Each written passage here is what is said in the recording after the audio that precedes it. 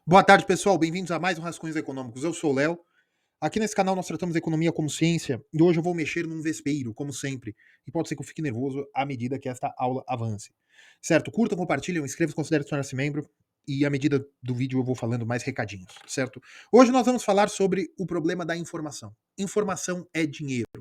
Existe uma linha econômica que alguns neoclássicos tocaram nisso, a escola austríaca toca muito bem nisso, e de uma determinada maneira os marxistas também tocam nisso, que é que o dinheiro, né, pode ser feito, ou seja, o dinheiro está, o lucro está, a apropriação do capital, a diferença, o delta de valor entre as partes contratantes, do jeito que você quiser chamar o acúmulo de capital, o dinheiro está, o seu rico dinheirinho pode ser ganho na informação.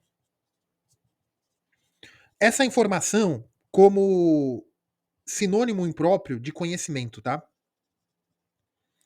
Ou seja, saber é poder. Tá? Por que eu estou dizendo isso? Para os clássicos, os neoclássicos, através da microeconomia, a diferença, a assimetria de informação entre o contratante, ou seja, entre o consumidor e o ofertante, o fornecedor, né, o vendedor, essa simetria de informação em que o vendedor sabe mais do produto do que o comprador, ali está o lucro do vendedor de uma determinada maneira, ou quando o comprador sabe mais do produto do que o próprio vendedor, então o vendedor vende abaixo do preço que o comprador está disposto a comprar. Em finanças, que não é teoria econômica em cima, é teoria financeira, de que a simetria de informação entre os agentes de mercado sobre determinados ativos, sobre determinadas possibilidades de investimento, sobre determinados papéis, essa simetria de informação, ou seja, um lado saber mais sobre o negócio do que o outro, ali está o dinheiro. There's the money. E também aos marxistas, isso também é verdade, porque a alienação da produção e a acumulação do capital pelo capitalista, do capital produzido, né, o capital trabalho, ou seja, a renda do trabalho produzida pelo trabalhador, isso só é possível por uma alienação também de situação de classe do trabalhador. Que aí para os marxistas seria apenas a tomada de consciência, mas toda uma luta que viria depois da tomada de consciência, mas também vem disso, que as assimetrias de informação geram assimetrias de renda, assimetrias de remuneração ou a perpetuação da injustiça. Os clássicos e os austríacos, os neoclássicos e os austríacos não vão para essa linha. Né? Os austríacos dizem que o preço é a informação de mercado, que o preço justo seria quando a informação está totalmente disponível, esse tipo de coisa. Muito bem. Por que eu estou falando tudo isso? Informação é dinheiro. Este canal é de economia, não é de ciência econômica, não é de finanças. Mas no Brasil se coloca, inclusive vejam um vídeo anterior que eu falo de expectativas nacionais, se colocam o mercado financeiro como o único mercado econômico do Brasil. E não é verdade. Você tem um mercado industrial, você tem um mercado da construção civil, você tem um mercado de batatas, o um mercado de frango, o mercado de carne, o mercado de atividades online, esse tipo de coisa. Só que o mercado financeiro é muito importante à economia brasileira por culpa do caráter da influência do setor do Estado na economia brasileira, seja na poupança, seja no próprio setor real da economia. Né? Aí aqui é I mais G. Tá? No setor real da economia. A poupança tende a se tornar investimento, o governo se apropriando de boa parte da poupança via dívida pública, o governo tem quase metade da economia nacional. Então, o mercado financeiro é o mercado que intermedia as relações entre os diferentes mercados. Entre os superavitários, deficitários e também a intermediação de relações comerciais, de relações creditícias, esse tipo de coisa. Quando o Estado brasileiro administra mais da metade da riqueza nacional, tem a permissão de permitir ou não construção de indústrias, de portos, de aeroportos, seja por regulamentação, seja por regulamentação do setor, seja por regulamentação ambiental, seja por pressão de grupos de pressão, desculpe o duplicado aí, mas quando se tem tudo isso, o Estado tem tanto poder de que os agentes de mercado, seja financeiro, seja industrial, seja comercial, qualquer agente de mercado precisa ter informações precisas e previsíveis de como este ente abstrato chamado Estado vai se comportar. Por isso que, para expectativas nacionais, ou para expectativas nacionais no cenário brasileiro, o cenário eleitoral né, as eleições federais, né, federais e estaduais, ou seja, as que não são municipais, as que ocorrem 2020, 2022, 2026, 2030 e assim vai, que essas eleições para governador, para presidente, para deputados, para senadores, elas são tão importantes, porque elas determinam possibilidades de ciclos de conjuntura macroeconômica, que é que você tem aí o grande motor do crescimento brasileiro, que é a remuneração do funcionário público, as obras, os contratos, a regulamentação do protecionismo ou não, como o Banco Central será governado, ainda tudo bem, existe autonomia, mas a gente sabe que as coisas são apenas leis.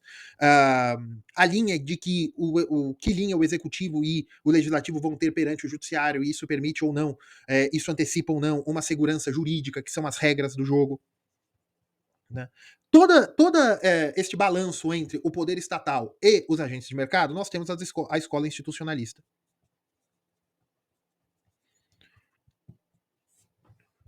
Nós temos a escola institucionalista, nós temos também o pessoal da teoria dos jogos, né, que está dentro da economia, como o Estado vai se comportar, como meu vizinho se comporta diante da intromissão do Estado, esse tipo de coisa. Então isso faz muito importante você ter para o setor financeiro nacional, sistema financeiro nacional, e para os industriais também, a Federação das Indústrias do Estado de São Paulo, a Federação das Indústrias do Paraná, todas as federações e entes não federados também, grandes indústrias, todos que tenham uma grande exposição macroeconômica, é normal eles quererem informações não privilegiadas, mas em primeira mão. Né? Eles querem saber o mais rápido possível. Eles querem um mínimo de delay, eles querem um mínimo de assimetria diante das novas tendências. Isso aqui é do ponto macroeconômico. Do ponto financeiro em si, que é mercado de capitais, bolsa de valores, futuros, mercado de futuros de soja, né, de commodities, e tutti quanti, você tem também a teoria da análise fundamentalista, que, para o setor financeiro, quando você tem alterações das regras do jogo ou de mudanças de cenário macro também, mais instrumentalizados totalmente para finanças, alguns papéis, algumas ações vão performar melhor ou não neste novo cenário. E isso pode significar que uma ação FI, né, porque pode ter empresas que têm o X, Y e tal, uma ação FI tem um desempenho, tem um preço justo visto pelo mercado em 5. Só que diante de uma mudança de um novo paradigma possível que algum candidato eleitoral, ou um novo lobby que está entrando aí nas casas legislativas, ou uma decisão que parece que vai ser tomada a favor dessa empresa ou não, em algum tribunal superior, seja no Brasil ou seja uma regulamentação europeia, quem vai saber, se entende que agora esse negócio pode prosperar muito melhor com uma melhor segurança jurídica, uma melhor regulamentação, novas áreas de mercado lícitas a essa empresa operar. E sendo novas áreas lícitas de operação dessa empresa, é possível de que agora as ações A5 estejam baratas. E se espera para o futuro que, por patrimônio líquido, por uma série de análises fundamentalistas financeiras da empresa, a mudança de conjuntura macroeconômica faça com que estas análises fundamentalistas indiquem uma desvalorização do potencial futuro da empresa.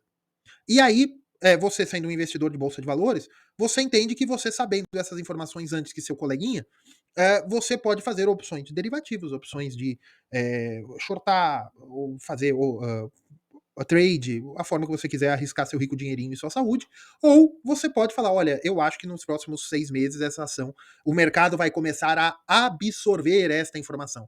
O mercado, quando eu falo mercado, é o que o pessoal fala de sardinhas, né? Ou são as pessoas pequenas no mercado que dão liquidez para os tubarões.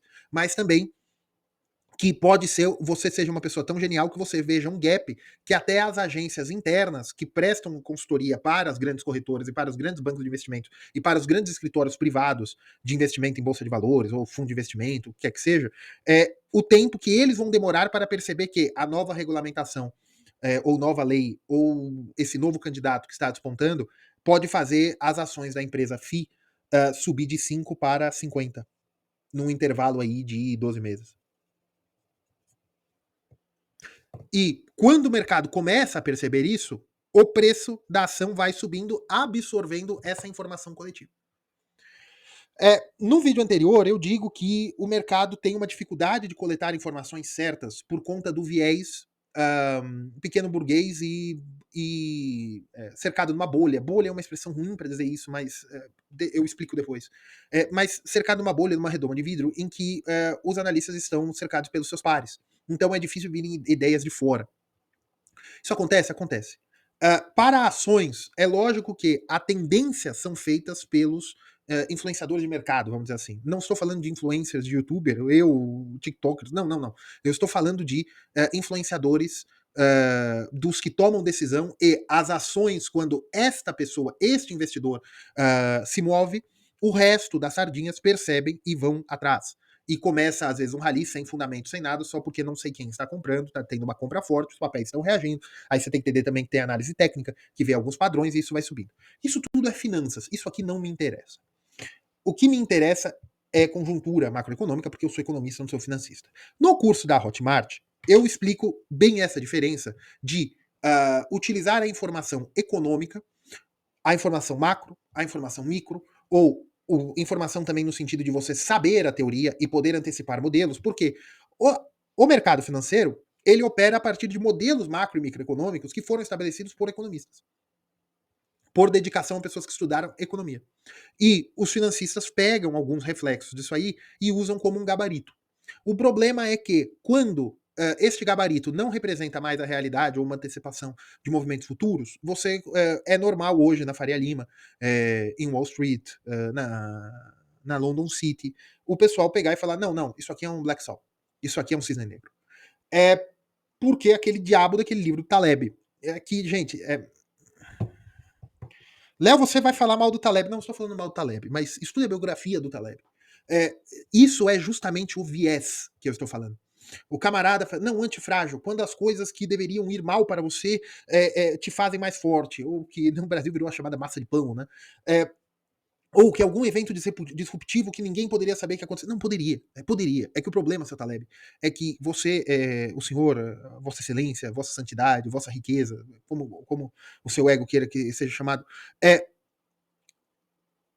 o senhor Taleb ganhou dinheiro num golpe de sorte totalmente legal, totalmente legítimo, que foi a compra de opções ou seguros, agora não sei muito bem, prevendo, apostando contra o mercado financeiro. A hora que, de fato, a crise que ele anunciava há décadas veio, ele ganhou dinheiro. Ele ganhou. Existe alguns papéis aí que, se você colar, se o mercado financeiro inteiro colapsa, você tem uma opção ou um seguro em que as ações são vendidas, os capitais são vendidos, você garante a revenda, aí as pessoas compram seu papel para poder forçar. Tem alguns mecanismos financeiros para isso. E ele ganhou a vida nesse golpe de sorte.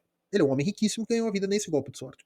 Então, o viés dele de que golpes de sorte ou coisas imprevisíveis causam realmente riqueza no mercado, em que a pessoa que veja este golpe de sorte vindo, né, veja essa fortuna, como diria Maquiavel, vindo e saiba utilizá-la a seu favor, aí está o dinheiro. E que os antifrágeis também seriam pessoas ou eventos que a reação normal que faria coisas análogas perderem força, só ganham força. Né? Esse antifrágil só ganharia força. Essa personalidade pode ser até um país ou um evento, mas normalmente a personalidade é essa pessoa. Normalmente a forma normal de se combater aquele tipo de pessoa, aquele tipo de discurso, faria aquela pessoa perder força. Só que existem os antifrágeis que ganham força. Isso pode ser tratado também a eventos macroeconômicos, esse tipo de fenômeno que ele descreve. Só que tem um problema. Isso é uma simplificação boba. Boba. E, Léo, por que você está falando tudo isso? Porque o mercado financeiro acredita nessa besteira.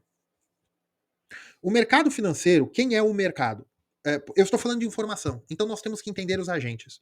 Eu não estou fazendo devagações, eu não estou sendo prolixo, eu estou tendo uma linha de raciocínio. Se vocês, meus queridos mimadinhos, Léo, eu não sou mimado, então não é para você, bicho, é pro outro. Vocês, meus queridos mimadinhos, se vocês estão acostumados com Reels de 1 minuto, se vocês estão acostumados com coisas extremamente gráficas, né? Aquela overdose de luzes, né? Que faria qualquer epilético ter que ir para o hospital, aqueles cortes, né? Atributos mais venusianos, esse tipo de coisa. Veja, não é aqui. Não é aqui. Então, não me vem encher o saco. Saiam. Vamos para outro vídeo. Aqui eu estou, mesmo que eu fale sozinho, eu estou falando sobre ciência econômica, tá? Bem, essas pessoas que gostam de consumir entretenimento que seja baseado em algo científico para satisfazer de uma determinada maneira a, a ânsia interior de que de fato ele está desperdiçando a vida dele com prazeres mundanos e com carros, com propriedades, com relógios caros, com viagens, com idas à praia caríssimas, esse tipo de coisa. Então ele fica ouvindo podcasts e podcasts via Spotify ou no próprio YouTube, né, o vídeo podcast, fica vendo pequenos documentários, fica vendo sobre a dança dos satélites no espaço, e isso traz um pouco de ciência e melhora a percepção de que ele não está desperdiçando a vida dele só pela busca do dinheiro, né, que isso é o desvio pequeno burguês. Tá? Esse tipo de pessoa são os agentes que normalmente, e quando eu digo normalmente, você tem a curva normal. As pessoas no meio da curva, em média, na mediana, são as pessoas que são assim, desse tipo de mercado. Por quê? Porque é um mercado muito exigente, que a pessoa vive uma vida sobre luz branca, com um monte de cobrança de seus administradores, né, de seus líderes, né, dos team leads, do RH, do seu chefe, do seu colega, que pode te devorar também, e você tem essa cobrança, e o seu ciclo social é normalmente o seu ciclo trabalho, o círculo ali dos colegas de trabalho, que não desse emprego, mas do emprego que você foi demitido há 6 meses, 3 meses, ou do que seu colega também foi para outra empresa e você fica fazendo esse ciclo, ou se o pessoal da faculdade, e esse tipo de coisa. A sua diversão em dia de semana é colocar aquela camisa branca da Faria Lima e ir para bares e restaurantes ali na região. Então, você tem que entender que estas pessoas que tomam as decisões e fazem os relatórios macros e dos impactos fundamentais no sistema financeiro brasileiro e mundial são pessoas que têm círculos de amizade e ciclos sociais, ciclos no sentido de ser cíclico, no na média normal, né, na média e na normalidade estatística, essas pessoas são as pessoas que tomam as decisões e que brifam o resto do mercado. E as pessoas assim têm viés. O que é viés? É sempre ter a opinião de achar uma coisa mais importante que a outra. E aqui neste modelo epistemológico que eu estou utilizando, eu não estou levando em consideração a maldade humana e a vontade de enganação. Eu só estou levando em consideração o auto-engano. Que para a tomada de decisões destes grandes bancos internacionais, nacionais, regionais, estaduais, municipais, ou dos bairros, ou do diabo que o carregue, essas pessoas, o ser humano é igual em todo lugar do mundo. Você tem ciclos de amizade, você está exposto a determinadas pessoas, em que você tem tramas internas ali de relacionamento. Léo, o que é isso? Economia comportamental. Com teoria dos jogos. Você tem alguns problemas de delimitar o seu escopo. O seu escopo de análise. Você tem uma seleção adversa. Isso aqui a gente pode pegar de Akerlof e Stiglitz. Sim, eu tô fazendo uma cópia dos nomes, pelo menos. Que os agentes precificadores, ou os agentes que coletam as informações, são insiders do mercado financeiro. Isso gera um problema muito sério. Por quê? Como esse pessoal, como os analistas, como os agentes formuladores de tendência, que aí não seria formuladores, mas os tradutores das tendências do que eles pegam dos relatórios, como eles levam isso para dentro do sistema financeiro ou dentro dos industriais para reuniões de decisão de orçamento, de investimento, de precificação, como isso chega nas cadeias de mercado, como o preço é tomado. Tudo isso vem através de analistas, de agentes formuladores. Não sei se vocês sabem, os principais canais de notícia da TV paga brasileira, e agora transmitido no YouTube ou ou online, através de plataformas próprias, mas de forma gratuita, esses canais dão traço de audiência. Esses canais têm média de visualização de menos de um ponto, é 0,5, 0,4. Um ponto de Ibope são 60, 70 mil pessoas na Grande São Paulo. 60, 70 mil lares na Grande São Paulo. Então nós estamos falando de uma média do quê? De 100 mil visualizações por hora. 120 mil visualizações por hora. É, gente, tem canal no YouTube que dá muito mais que isso. O meu não, mas tem canal no YouTube que dá muito mais do que isso. E por que que essas grandes redes, todas, têm um canal dedicado a negócios e política? Negócios não, a finanças e política, a comportamento e política. E comentaristas. Por quê? Porque estes canais, e vejam as propagandas lá, são propagandas para a classe A. Da classe B para a classe A. Quem assiste esses canais? Quem assiste esses canais são políticos, são diretores de empresa, são team leads de algumas áreas, são estudantes de economia, são estudantes de relações internacionais, são pessoas que querem se integrar ao discurso corrente. Porque o profissional que vai fazer as análises é um profissional ligado eminentemente com o discurso corrente. Por quê? Porque estas pessoas estão fazendo um trabalho epistemológico, é um trabalho de tentativa de busca da verdade, só que dentro do mercado, em que eles têm uma coisa que eu aqui não tenho, o risco moral. Eles não podem contrariar os incentivos do contratante. Dentro do mercado financeiro, dentro do sistema do mercado financeiro, se você trabalha num banco, numa agência de classificação de risco, não estou falando das três irmãs da contabilidade, mas também as agências de classificação de risco geopolítico, também das agências de notícia, que também tem uma miscelânea com agências de risco geopolítico.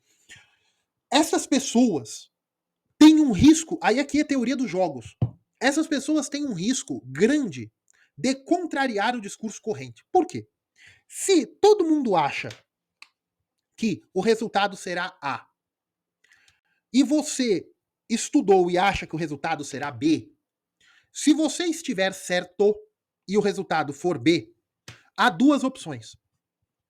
Ou as pessoas acharão que você é muito inteligente e vão absorver a sua opinião, ou elas podem achar que você é um insider daquela opinião. Que você, ou seja, você tem algum benefício oculto.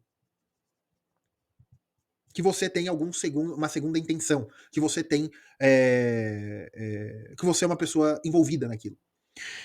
Ou você tem o risco também de que a pessoa realmente aprecie o seu trabalho como um bom analista político, como um bom analista geopolítico, como um bom analista macroeconômico.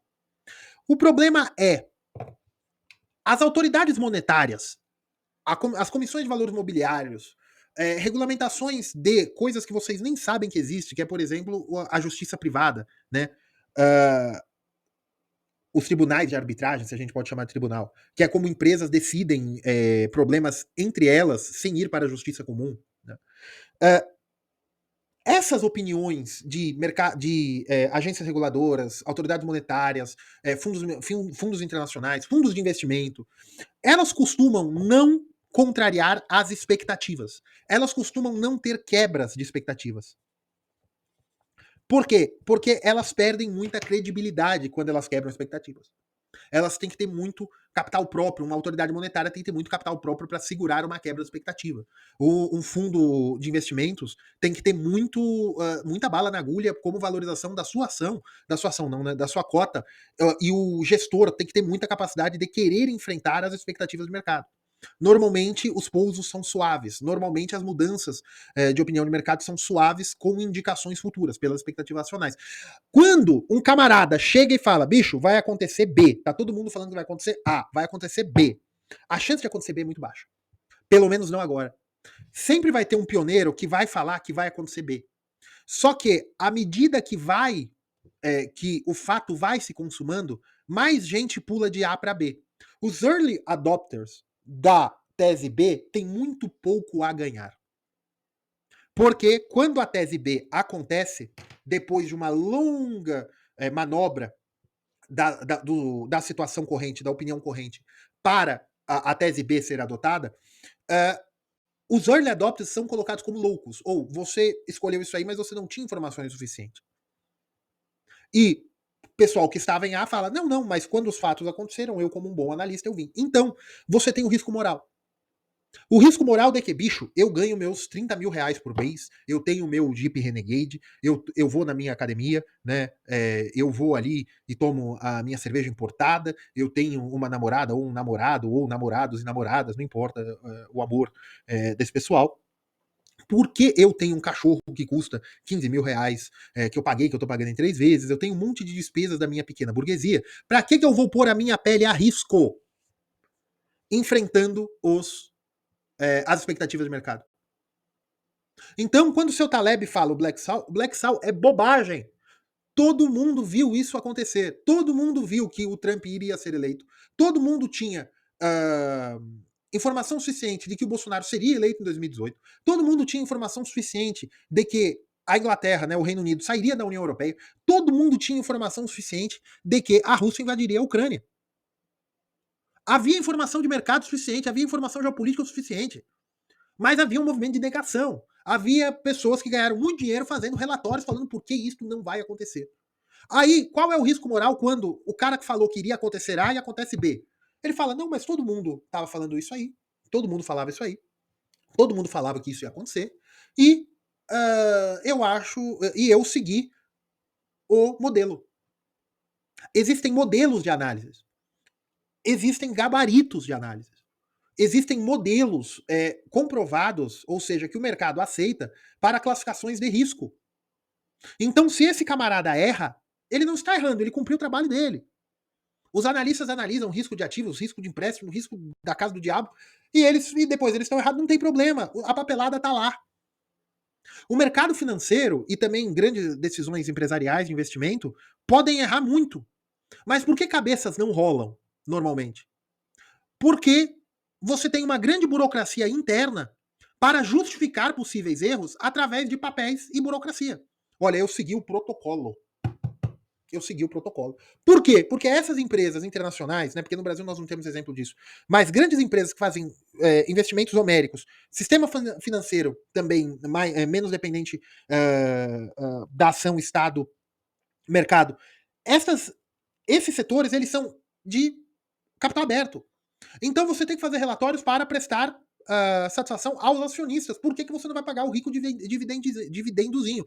Ou seja, o problema da formulação de informação e de análise de informação dentro do mercado financeiro e dentro do mercado de autos industriais, de autos comerciais, ou seja, do grande mercado de tomadores de risco da economia real, do mercado que há tomadores de risco da economia real, o grande problema é o seguinte: a busca e o objetivo não é a verdade. Eles não estão buscando a verdade dos fatos. E aqui eles se assemelham aos políticos. Eles não estão buscando a verdade dos fatos. Eles estão buscando, primeiro de tudo, aversão a risco moral. Se eu errar, a culpa não pode ser minha. Não pode ser o meu emprego que esteja em jogo. Eu não posso assumir esse risco, porque eu tenho um monte de parcela para pagar de streaming, um monte de parcela para pagar do meu carrinho, eu tenho que ir para Aspen no final do ano, eu tenho que pagar o vinho de 15 mil ali no mercado na esquina da Cidade Jardim com a 9 de julho, eu tenho um monte de coisa, a escola do meu filho de 5 mil reais não vai ser paga sozinha, você tem uma série de risco moral. Na Idade Média nós diríamos que as pessoas não são clero no sentido das pessoas que buscam a verdade. Então, estes analistas e agentes formuladores do mercado financeiro, ou que prestam serviço a empresas, ou seja, esses agentes de classificação de risco geopolítico, classificação de risco financeiro, e eu não estou falando de contabilidade, porque aí é um pouco diferente, porque aí é modelo mesmo, né? Aí é o que você pode fazer pela teoria da contabilidade, é o que os números mostram. Tanto que quando os números são falseados pelas empresas para enganar as agências de contabilidade, as agências de contabilidade não tem muita culpa. Né? Normalmente elas não têm muita culpa, porque elas leram os livros que eram públicos. Aí a culpa é do agente que disponibilizou os livros para essa agência de contabilidade, porque aí ele está incorrendo em fraude. Aí a culpa não é da agência de contabilidade. Mas para agências de classificação de risco geopolítico, o problema é o seguinte: há o risco moral. Eles não querem ir contra, seja conscientemente, seja apenas uma versão própria ao risco que eles nem percebem, eles não querem contrariar o incentivo dos contratantes. E você também tem a seleção adversa. As pessoas que estão fazendo, que são os analistas e que são os que coletam informações, eles coletam informações. Primeiro que alguns realmente coletam fontes primárias. Algumas agências geopolíticas têm contatos diretamente, evidentemente que não no Brasil, mas, por exemplo, evidentemente algumas agências geopolíticas, por exemplo, na República das Bananas Orientais, uma república hipotética, nessa República das Bananas Orientais, essa agência geopolítica com certeza tem o presidente ou um diretor alto dessa agência geopolítica que atua da Agência de Informação de Coleta de Informações Geopolíticas, que atue nessa República das Bananas Orientais, ele tem contato com a Suprema Corte daquele país. Evidentemente que ele tem o telefone daquele cara naquela República das Bananas. Isso não acontece no Brasil. Ele tem contato com o presidente da República, ou o ditador, quem quer que seja aí nessa República das Bananas. Ele tem o contato do presidente da Câmara ou do Senado, se for um sistema bicameral nessa República das Bananas. Gente, se repórter de televisão tem. Você acha que o presidente da agência de empresas de classificação de risco enormes que trabalham na Europa e na Ásia, né? Euroasiáticas, essas grandes empresas, né, de classificação de risco. Gente, se eu não aparecer mais nesse vídeo, você sabe o que aconteceu comigo, né? Enfim. Ai, gente, eu vou me arrepender legal disso aí. Mas, dessas grandes empresas que atuam na Europa e Ásia, classificando risco, fazendo relatórios, você acha mesmo que eles não têm os contatos dessas fontes primárias? Tem. Só que quanto custa um relatório de uma empresa dessa? Quem tem acesso a isso? Quem tem acesso a isso são pessoas que já estão em contato com esses grandes peixes do sistema judicial, do sistema legislativo, do sistema do Poder Executivo. Então, esses pequenos analistas, eles já estão pegando o pedaço do pedaço do pedaço do pedaço. Já é o problema do cálculo decimal, né? Já estão pegando o resto até não ter quase basicamente mais informação, porque a informação vai se diluindo no mercado e você tem assimetria. Até ela se diluir. E essas empresas de classificação de risco, ou até os próprios analistas, os comentaristas de telejornal dessas redes de televisão de TV fechada, colunistas de jornais, palestrantes, existe um grande setor econômico de palestras em que a pessoa ganha uma bolada para fazer uma palestra de 1 hora, 2 horas, para brifar tomadores de decisão do mercado financeiro e de algumas indústrias e até do setor da agroindústria também, do agronegócio.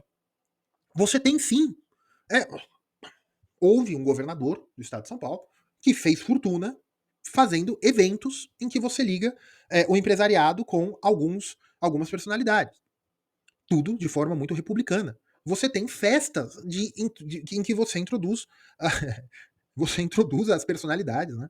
Introduz da maneira que vocês quiserem, mas em que você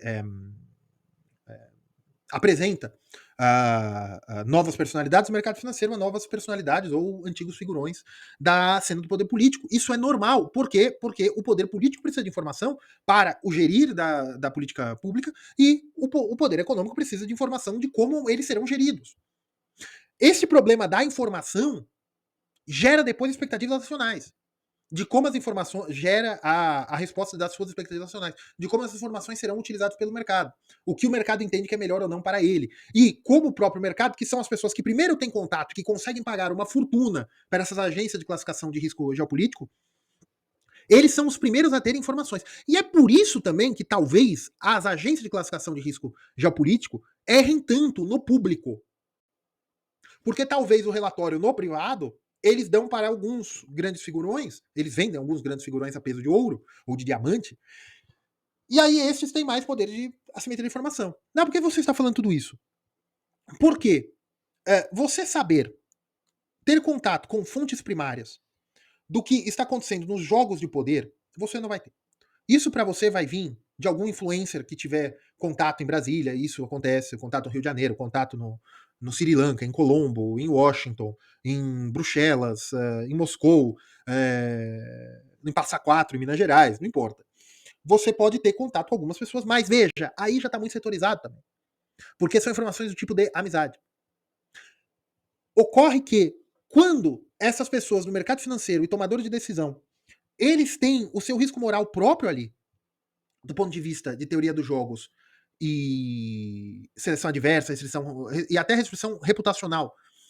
Às vezes eles realmente acham que vai acontecer B, mas eles vão com A porque eles podem ser mal interpretados ou até que eles estão apoiando, no sentido de estão torcendo para que B ocorra.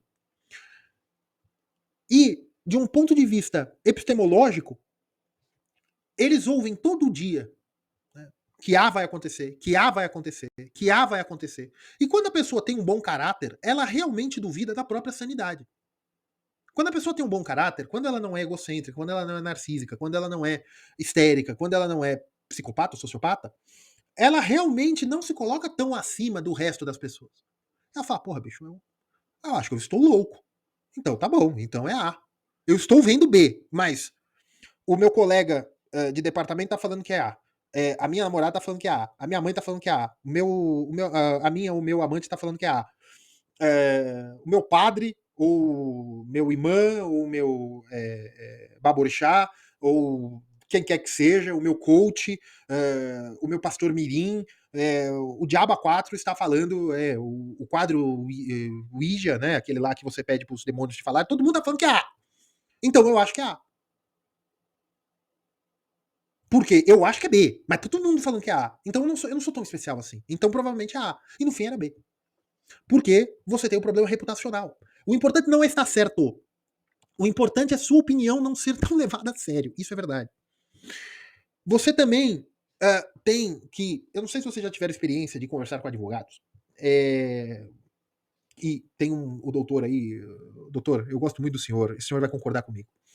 Às vezes um comerciante vai conversar com um advogado e conta: olha, tem esse processo trabalhista, tem esse problema aqui fiscal, tem esse problema comercial, que a empresa, eu tenho um desacordo comercial ou tal, esse tipo de coisa, ou algum problema da vida privada, e tá acontecendo tal, o advogado, olha, você vai pra cadeia, você isso, você aquilo, ou vai acontecer isso, você pode perder, porque não sei o quê, porque não sei o que lá, papapá. Ele vai colocando medo na costa do sujeito. O sujeito, no caso eu, ou do eu lírico que está narrando. Você vai ficando com medo. Aí no fim, você chega lá, não é nada daquilo. Você chega lá e tá bom, às vezes perde, às vezes ganha, mas às vezes não é nada disso. Por quê? Porque os advogados também têm viés, os médicos também têm viés, os economistas também têm viés. Por quê? Médicos, advogados e economistas perdem a vida estudando sua área de interesse. E trabalham com isso. Um médico vê doença e morte o dia inteiro, um advogado vê erros judiciais, ou injustiças judiciais, ou judiciais, vê direito o dia inteiro, vê lei o dia inteiro. E um economista vê números, vê teoria da ação humana, vê marxismo, vê tudo o dia inteiro. É normal que a sua cabeça vá absorvendo isso e tudo que você vê é pelo seu viés. Esse pessoal que acha que sabe física, esses influenciadores de física, ficam querendo ver física através de livre-arbítrio. E, o pior, esse pessoal do mercado financeiro não sabe nada de filosofia, de epistemologia, de filosofia da ciência, então eles ficam vendo formadores de opinião dessas áreas. Não, porque eu li os estoicos. Não, porque eu acho muito interessante, porque o imperador romano, disso. Não, porque tem um experimento físico, não sei da casa do Chapéu, que falou que quando a onda decai não sei o quê, acontece tal coisa com você, então o livre-arbítrio é impossível. Porra, bicho. Esse é um outro problema. Vocês têm. As pessoas ficam em bolhas que elas só têm os contatos, o que eu já falei no começo do vídeo, só tem o contato com aquele mesmo ciclo de amizade. As pessoas vão tendo viés de opinião porque elas realmente não ouvem outra coisa. Gente, você pega gírias de quem você fala. Você pega sotaque de quem você fala. O processo de comunicação é vivo. Você absorve o outro através da palavra. Contanto que você não tenha nenhuma patologia. Contanto que você não se ache mais importante que os outros, contanto que você não seja sociopata, histérico. Léo, de onde vem isso? Isso é tudo conhecimento, você está partilhando conhecimento com a pessoa. Então, esse é um problema para você coletar informações. Você está naquele ciclo. E não é círculo, é ciclo. Você está naquele ciclo. Você acorda, vai para o trabalho, vai para academia, vai para o crossfit, vai para a igreja. E todo mundo ali do mesmo setor social. Do mesmo recorte social. Então você está coletando informações apenas ali. E tem um problema. Muitos dos seus colegas, dos seus amigos, do seu sogro, da sua sogra, da sua amante, do amante da sua amante, todo mundo ali, muitas vezes, essas pessoas são muito bem sucedidas financeiramente. E como o brasileiro e o setor financeiro no mundo inteiro é muito dinheirista, eles acham que dinheiro é prova de sabedoria. De que um camarada fazer 60 milhões de reais por mês, 60 milhões de reais por ano, alguns milhões de reais por dia, né? Tem gente que faz isso. O camarada acha que ele sabe tudo. Que ele sabe julgar quem é bom economista, quem é bom filósofo, quem é bom santo, quem é o bom papa. Ele acha que ele sabe tudo. Por quê? Porque como no Brasil, o único problema que de fato existe no Brasil é miséria, não financeira, a miséria humana é um grande problema do Brasil, é um problema do mundo inteiro, né? Mas eu digo, o Brasil não tem grandes desafios geopolíticos, o Brasil não tem grandes desafios ambientais, o Brasil não tem grandes desafios de produção de alimentos, o Brasil não tem grandes desafios, gente. Nem o clima é um grande desafio no Brasil. Só que o problema no Brasil é a incapacidade da produção de riquezas e a acumulação delas, né, que a definição de São Tomás de Aquino para miséria. A pobreza é passageira, a miséria é mais complicada. E a miséria também pode gerar um quadro de degradação cultural. Muito bem.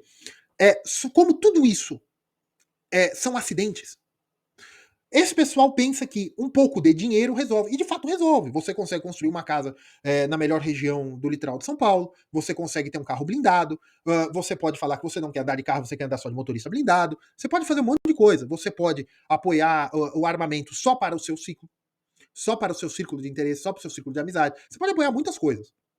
Porque o dinheiro realmente resolve muitos problemas causados pela miséria. Mas ele não resolve a miséria cultural que você tem. E isso gera maior problema da absorção de informação e de entendimento da situação, da situação de conhecimento. Né? Era outro termo que eu usava. Do horizonte de consciência situacional. De você saber o que está acontecendo. Porque algumas simplificações são feitas por narrativas de pânico ou de entusiasmo. Não, tá todo mundo achando que isso aí é uma marolinha, não vai acontecer nada. Não, pô, você acha que a Rússia vai invadir a Ucrânia?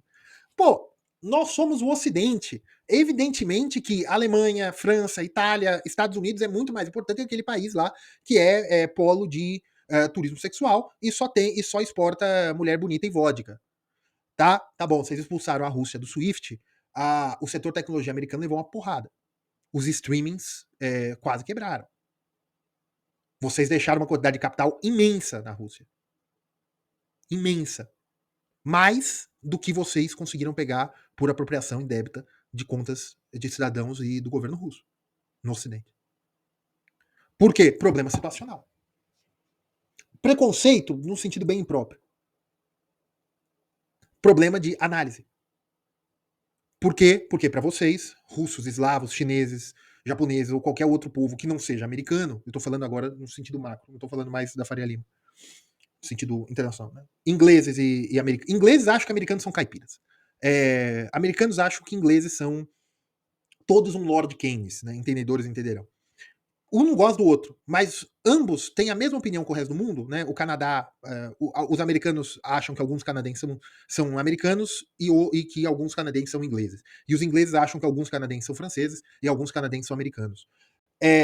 Então, aquele eixo ali, Estados Unidos, Canadá e Reino Unido, eles têm uma divisão do mundo de que a sabedoria está ali. E é diferente do Brasil, porque no Brasil é por soberba. Lá é por excesso de humildade, principalmente nos Estados Unidos. Não, coitado desse bom selvagem. E isso gera problemas de análise de informação, realmente. E a informação para se utilizar no mercado, para compor a sua vida, de saber o que você vai fazer. Porque, por exemplo, hoje todo mundo fala, não, a inteligência artificial vai substituir tudo, tem uma bolha de... Gente, isso é pânico que vem dos mercados. Isso é pânico do eco que você fica ouvindo porque seu primo trabalha numa empresa de investimento. Isso é pânico do mercado. Não, porque as IAs vão quebrar. Que quebrem. Não, porque vai gerar disrupção. Não vai. Calma. Devagar com andor com santa de barro. Não, por quê? Porque isso é pânico. Isso é risco moral. Todo mundo já... Um fala. Aí o outro vem. Aí vem. Aí quando já vira um consenso, mais gente fala que vai quebrar. E uma hora quebra por expectativas racionais. E tem uma crítica também marxista a tudo isso. De que os analistas de risco, sejam geopolíticos, sejam dentro do mercado financeiro, eles não conseguem ver fenômenos que não interfiram diretamente no seu circuito capitalista. Por consciência de classe. Apesar deles não serem os donos do meio de produção, eles se acham capitalistas. E os riscos que eles veem para eles são os riscos que eles veem ao negócio. É uma alienação inversa, talvez despersonalizante. E que, assim tudo, esse longo vídeo em que eu fiz uma série de desabafos e que se eu não aparecer na quinta-feira, pode ser que eu falei demais. O que eu quero dizer é o seguinte, o problema da informação no mercado financeiro, o problema da informação nos mercados industriais, comerciais, é o problema do viés, o problema da falta de horizonte de consciência do situacional dos agentes, o problema da pequena burguesia e Léo, como eles poderiam saber, então, por exemplo, do Trump, da eleição do Bolsonaro, né? A primeira eleição do Trump, a eleição do Bolsonaro em 2018, a saída dos BRICS, a saída dos BRICS não, a saída do Reino Unido, da União Europeia, esse tipo de coisa, né? A gente pode colocar aqui, né, a primeira eleição do Trump, depois você tem o Brexit, você teve a eleição Bolsonaro, depois você teve a invasão russa, uma série de coisas. E as sanções, as consequências das sanções para o Ocidente, esse tipo de coisa. Haviam relatórios, haviam. Existem think tanks. Os think tanks, eles têm uma coisa diferente do mercado. Os think tanks, você tem acadêmicos que são contratados pelo mercado. E ali os acadêmicos querem fazer nome. E contanto que eles têm uma narrativa coesa, eles têm uma maior capacidade de previsão e de ditar tendência do que os analistas de mercado e que as agências de risco geopolítico. Só que as agências de risco geopolítico e os agentes de mercado viam isso aqui e vinham com outras informações de outros think tanks. Não, tanto para o Bolsonaro como o Trump. Não, pela teoria do vendedor de sorvete na praia, é impossível que um radical ganhe eleições. Tá bom. Que o Brexit também ia. Para a invasão russa, não, porque a Rússia é um país destruído, é um país oligárquico, é um país disso, é um país daquilo. Aí você vê gente que é de um outro movimento político, ou pessoas que são independentes e realmente, meninos, eu vi. O seguinte, gente, não é assim. Não é assim que a banda toca. Você tem a teoria econômica, a teoria macroeconômica da dependência. A teoria da dependência não se aplica à Rússia. A Rússia não tem dependência com o Ocidente. A Rússia é um player macroeconômico, um player a níveis macroeconômicos independente. E a União Europeia, em determinados setores de gás e metais críticos, não estou falando de terras raras, tá? Estou falando de metais críticos à indústria, tem dependência junto à Rússia. Tanto tem até hoje que hoje são comprados através de offshores. Isso é teoria econômica simples. Eu não preciso de fontes primárias. A eleição do Trump. Gente, harmonia social. O problema da exclusão. O problema da diminuição da renda relativa. O problema da destruição criativa. Na questão Bolsonaro, a economia não explica tanto. Brexit. Gente, o problema da identidade nacional, que é um problema sociológico, mas também o problema da centralização de mercado. O problema da padronização. O problema da integração macroeconômica, que a Inglaterra, que o Reino Unido sempre rejeitou. Não importa os relatórios. Isso não é coisa que se faz com relatório geopolítico. Isso não é coisa que analista faz. Isso é coisa que acadêmicos possam fazer com discussão acadêmica, em que, se eu estiver errado, meu emprego está garantido, ou eu vendo mais livros para quem acha que eu estou certo. E como eu faço isso em ações? Como é que eu acho que a IA vai ganhar ou não? Como é que eu acho que o setor elétrico, de carros elétricos, realmente vai dar certo? Isso é por análise de agência de classificação de risco ou de analistas internos de bancos. Às vezes eles acertam, às vezes. Só que, veja, você tem pouca quebra de expectativa. Quando você tem a quebra de expectativa, que eles estão errados, eles falam, não, isso foi destruição criativa, isso foi Black Swan. Só que você sempre tem algum acadêmico falando que isso vai acontecer. Ah, não, mas a academia erra muito das previsões. Não erra. Não erra. A academia tende a não fazer grandes previsões. Eu acho que vocês nunca leram um relatório de análise de conjuntura. Não se faz previsões. O boletim Focus é um boletim de mercado. Não é uma previsão de acadêmicos. Tá? Bem, pessoal, me estendi bem hoje, tá bom? Pessoal, curtam, compartilhem, fiquem com Deus. Se eu não aparecer na quinta-feira, eu fui de F, certo? Não, pessoal, no curso Economia para Finanças, eu apresento, não falo tanto de o problema epistemológico, não falo do problema epistemológico que eu apresentei hoje, mas eu falo muito bem da teoria do valor, da economia política. Economia política eu falo pouco, mas falo bem. Então, se tiverem interesse, comprem aí o curso, o link está aí na descrição. Tá certo? Um abraço, fiquem com Deus.